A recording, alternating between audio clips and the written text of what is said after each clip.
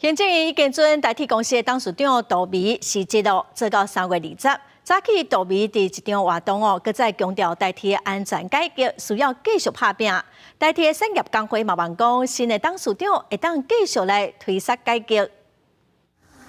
庆祝5一劳动节甲模范劳工表扬大会，代替员工真欢喜向大下家属握手，A 定进入会场，气氛真温暖。服务40年的代替首任董事长杜美，最近因为人生的规划来请辞，透早伊出席活动也正式消息，任期到3月20。接下来会由交通部的处长吴胜元暂时代替职务。那包括我们新车进来以后，我们对于新车上线的这些安排，那其实这些工作都有点复杂性，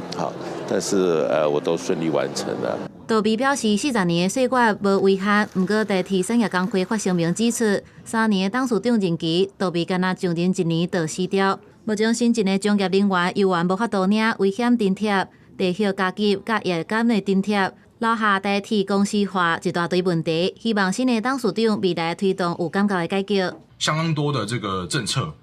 以及还有诸多的我们认为是烂账的这个